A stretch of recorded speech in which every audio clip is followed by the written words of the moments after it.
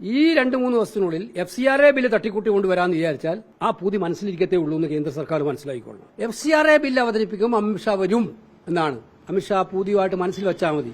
ഈ ജനവിരുദ്ധ ബില്ല് പാസ്സാക്കാൻ അമിത്ഷാ വന്നാലും ശക്തമായ പ്രതിഷേധം പാർലമെന്റിൽ അദ്ദേഹം നേരിടേണ്ടി വരും എന്ന കാര്യം സംശയം വേണ്ട. അല്ല, ഇതിനകത്ത് വളരെ വ്യക്തമായിട്ട് നമ്മൾ പ്രതിപക്ഷം പറഞ്ഞിട്ടുണ്ട്.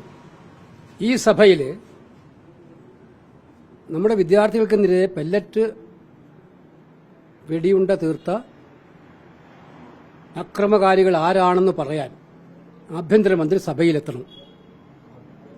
ആഭ്യന്തരമന്ത്രി സഭയിൽ വന്ന് വിദ്യാർത്ഥികൾക്കെതിരെ അതിക്രമത്തിന് ഉത്തരവിട്ടത് ആരാണ് എന്ന് പറയാതെ പ്രതിപക്ഷം സംതൃപ്തരല്ല എന്ന് സൂചിപ്പിച്ചിട്ടുണ്ട്. അത് ഞങ്ങളുടെ മാത്രം ആവശ്യമല്ല, ഇന്ത്യയിലെ വിദ്യാർത്ഥികൾ എല്ലാവരും ആവശ്യപ്പെടുന്നതാണ്, നാടൊട്ടാകെ ആവശ്യപ്പെടുന്നതാണ്.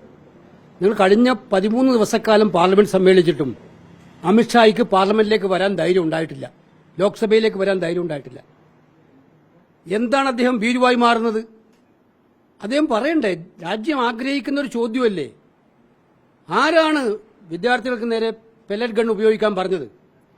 AK-47 ഉപയോഗിക്കാൻ പറഞ്ഞത് ആരാണ്? ഈ ഉത്തരം നമുക്ക് കിട്ടേണ്ടത് ആവശ്യമില്ല. പാർലമെന്റ് സമ്മേളിക്കുമ്പോൾ ആഭ്യന്തരമന്ത്രി ഒളിഞ്ഞു വന്ന് പാർലമെന്റിൽ അദ്ദേഹത്തിന് മുറിയിലിരിക്കുകയാണ്.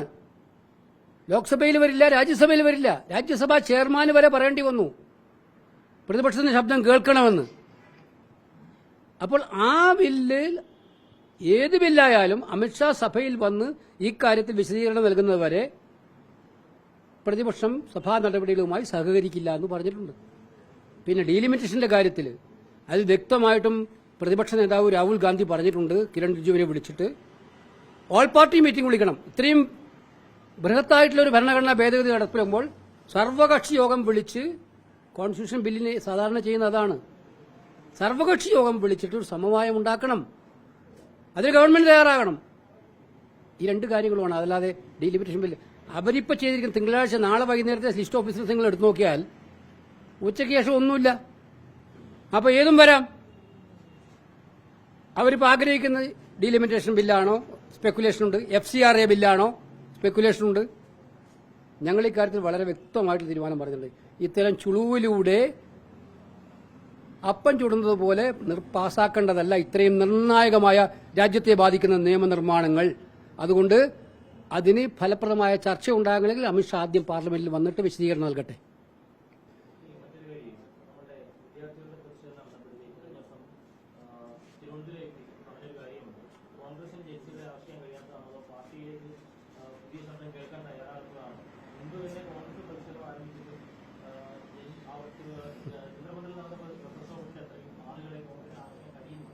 ആര് പറഞ്ഞു?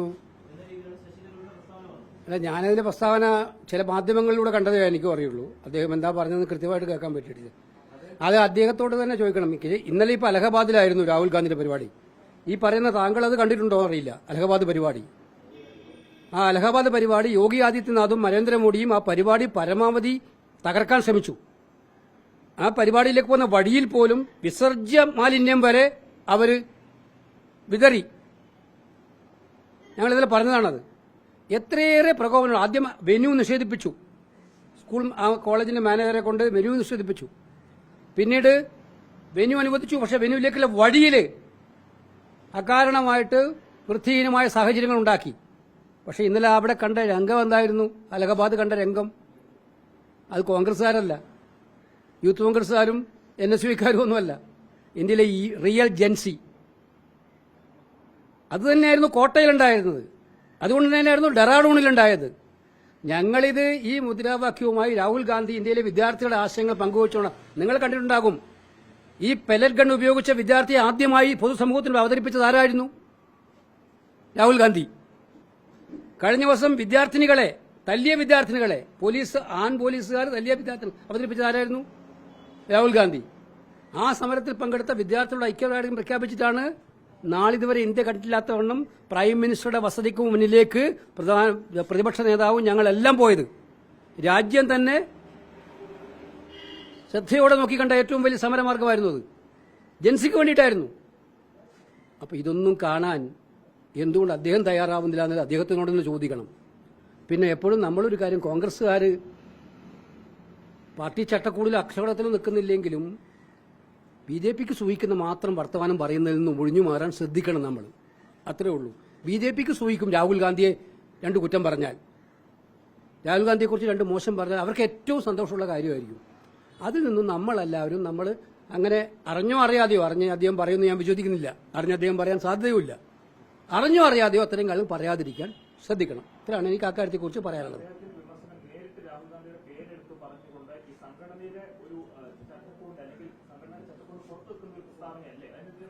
അല്ല, ഞാൻ പറഞ്ഞതിന് അർത്ഥമുണ്ട്. നമ്മൾ ഇന്ത്യ രാജ്യത്ത് ഇന്നുവരെ കണ്ടില്ലാത്ത വണ്ണം യുവതലമുറ പ്രക്ഷോഭത്തിന്റെ വഴിയിലാണ്.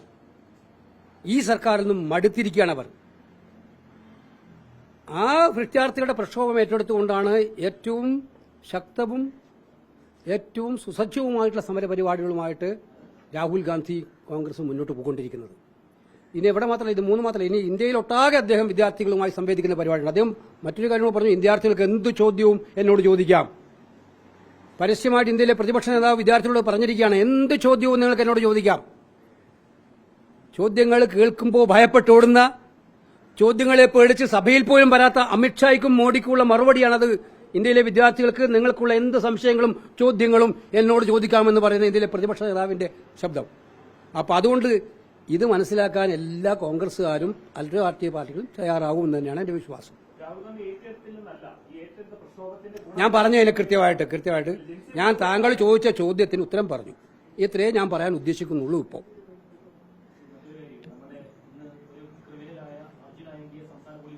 അല്ല, അതിനിടയ്ക്ക് ഒരു കാര്യം കൂടി ഞാൻ പറയാനുണ്ട്.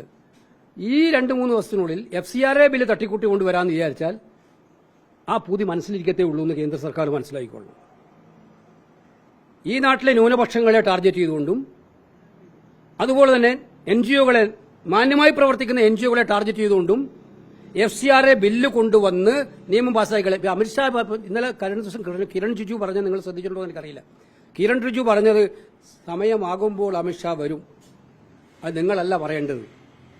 ഇന്ത്യയിലെ വിദ്യാർത്ഥികൾ ചോദിക്കുന്ന ഈ മർമ്മപ്രധാനമായ ചോദ്യം, അവരുടെ നേരെ പെല്ലറ്റ് ഗണ്ണും ലാത്തി ചാർജും ടിയർ ഗ്യാസിലും വെച്ച് മർദ്ദിക്കാൻ ഉത്തരവിട്ടത് ആരാണ് എന്ന ചോദ്യത്തിന് ഉത്തരം പറയാൻ അമിത്ഷാ വരില്ല. പിന്നെ അമിത്ഷായ്ക്ക് തോന്നുന്ന കാര്യത്തിൽ വരും. അദ്ദേഹത്തിന് തോന്നുന്ന കാര്യം ഇന്നലെ ലോക്സഭയിലെ കഴിഞ്ഞ ദിവസം കോറിഡോർ എന്ന് പറയുന്നത് എന്താ വെച്ചാൽ FCRA ബില്ല് അവതരിപ്പിക്കും, അമിത്ഷാ വരും എന്നാണ്. അമിത്ഷാ പുതിയതായിട്ട് മനസ്സിൽ വെച്ചാൽ മതി. ഈ ജനവിരുദ്ധ ബില്ല് പാസ്സാക്കാൻ അമിത്ഷാ വന്നാലും ശക്തമായ പ്രതിഷേധം പാർലമെന്റിൽ അദ്ദേഹം നേരിടേണ്ടി വരും എന്ന കാര്യം സംശയം വേണ്ട. ഈ ബില്ല് ഭരണഘടനാ വിരുദ്ധമാണ്, ജനദ്രോഹപരമാണ്. ആ ജനദ്രോഹപരവും ഭരണഘടനാപരവുമായ ബില്ല് പാസ്സാക്കുന്നതിന് അനുവദിക്കില്ല. തന്റെ ഉണ്ടെങ്കിൽ RSSനെ നിയന്ത്രിക്കാൻ നോക്ക്. അവർ രജിസ്റ്റേർഡ് സംഘടന പോലും അല്ലാത്ത എത്രയോ വിദ്യാഭ്യാസ സ്ഥാപനങ്ങൾ വാങ്ങിക്കുന്നുണ്ട്, എത്രയോ കാശ് വാങ്ങിക്കുന്നുണ്ട് വിദേശങ്ങളിൽ നിന്നും. അതിനൊന്നും അന്വേഷണം വേണ്ട. രജിസ്റ്റേർഡ് ആയിട്ടുള്ള നിയമപ്രകാരമുള്ള സംഘടനകൾക്ക് FCRA അനുസരിച്ച് പണം കിട്ടുമ്പോൾ അതിനെ നിയന്ത്രിക്കാനും വേണ്ടി വന്നാൽ ആ സ്ഥാപനങ്ങൾ ഏറ്റെടുക്കാനും വരെ അധികാരം നൽകുന്ന ഈ കരി നിയമം ഒരു കാരണവശാലും അനുവദിക്കില്ല. ഞങ്ങൾ അനുവദിക്കില്ല. ആ പൂതി സമ്മേളനത്തിൽ പാസ്സാക്കാൻ നടക്കില്ല. ഇതിലാണ് എനിക്ക് പറയാം. ഓക്കെ,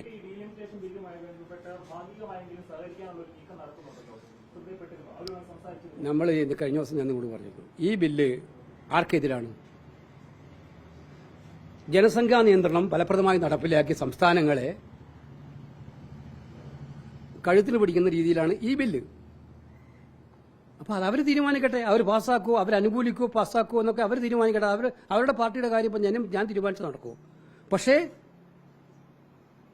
ദക്ഷിണേന്ത്യൻ സംസ്ഥാനങ്ങളായാലും നോർത്ത് ഈസ്റ്റ് ആയാലും പഞ്ചാബ് ആയാലും ഒഡീസ ആയാലും ഇത്തരം സംസ്ഥാനങ്ങൾ ഒരുപാട് പഠിച്ചിട്ടുള്ളതാണ് ഇത്തരം കാര്യങ്ങളിൽ നിന്നും.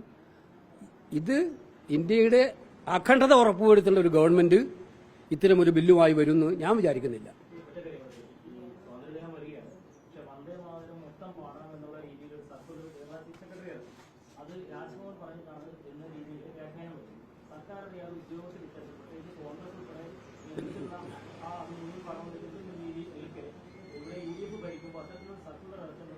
അല്ല, അത് ചീഫ് സെക്രട്ടറി ഏത് സാഹചര്യത്തിൽ ഇറക്കിയതെന്ന് എനിക്കറിയില്ല. അപ്പം അത്തരം ധൃതി പിടിച്ചിട്ട് എന്തുകൊണ്ട് ഉദ്യോഗസ്ഥന്മാർ ഇത്തരം കാര്യങ്ങൾ ചെയ്യുന്നുള്ളത് ഗവൺമെന്റ് പരിശോധിക്കും. എന്തെങ്കിലും ഉണ്ടെങ്കിൽ ഞാൻ ഗവൺമെന്റിനോട് സംസാരിക്കും. ഇത്തരം കാര്യങ്ങൾ എന്റെ ഗവൺമെന്റാണ്, നമ്മുടെ പാർട്ടി ഭരിക്കുന്ന ഗവൺമെന്റാണ്. ഗവൺമെന്റിന്റെ ഭാഗത്ത് ഇത്തരം കാര്യങ്ങളിൽ എവിടെയെങ്കിലും ഉദ്യോഗസ്ഥന്മാരുടെ ഭാഗത്ത് പാകപ്പിഴയുണ്ടായാൽ അത് സർക്കാരിന് മുന്നിൽ ചൂണ്ടിക്കാണിച്ച് തിരുത്തിക്കുക എന്നുള്ളതാണ് നമ്മുടെയൊക്കെ ശ്രമം. അതുകൊണ്ട് അത് പരസ്യമായിട്ട് ഞാൻ പറയുന്ന ആഗ്രഹിക്കുന്നില്ല. അത്തരം കാര്യങ്ങൾ ഗവൺമെന്റിന്റെ മുന്നിൽ ശ്രദ്ധയെ കൊണ്ടുവന്നിട്ടുണ്ട് ഓൾറെഡി. പ്രക്ഷോഭത്തിൽ പങ്കെടുത്ത സ്ത്രീകളെ ബലാത്സംഗം ചെയ്യണമെന്നൊക്കെ പറഞ്ഞ ഒരു RSS സൈദ്ധാന്തികനുണ്ടല്ലോ, അയാൾക്കെതിരെ എന്തുകൊണ്ടാണ് കോൺഗ്രസ് സർക്കാർ നടപടി സ്വീകരിക്കുക? അല്ല, നടപടി സ്വീകരിച്ചില്ല. എഫ്ഐആർ ഇട്ടില്ലേ? കൂടുതൽ നടപടികൾ അറസ്റ്റിലേക്കൊന്നും പോകുന്നില്ല. അത് അല്ല, എനിക്ക് ഒന്ന് നടപടി എടുക്കാൻ ഒരു എഫ്ഐആർ ഇടുക എന്ന് പറഞ്ഞാൽ പരിശോധന നടക്കാനുള്ളതാണ്. ഇത് അവർക്ക് RSSനൊക്കെ തന്നെ വിചാരം എന്ന് വെച്ചാൽ അവർ ഈ രാജ്യം മുഴുവൻ ലോകം മുഴുവൻ ഭരിക്കുന്നവരാണെന്നാണ്, എന്നും പറയാനാണ്. അത്തരം ആളുകളെ ഇപ്പം നിയന്ത്രിക്കാൻ കേരള പോലീസിന് കഴിയുമെന്ന് തന്നെയാണ് എന്റെ വിശ്വാസം.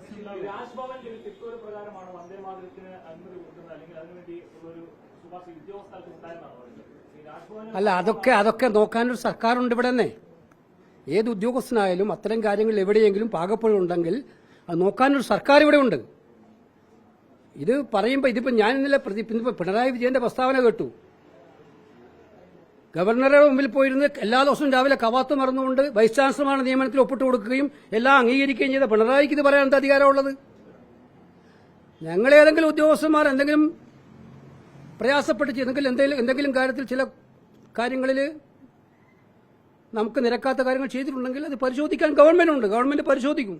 ഞാൻ പറഞ്ഞത് അതുകൊണ്ട് ഞാൻ പത്രക്കാരോട് പറയാൻ ഉദ്ദേശിക്കുന്നില്ല. നമ്മുടെ വികാരങ്ങൾ അത് കൃത്യമായും പാർട്ടിയുടെ സമീപനം എന്താണെന്നത് ഗവൺമെന്റ് ബന്ധപ്പെട്ട ആളുകളുമായി സംസാരിക്കും.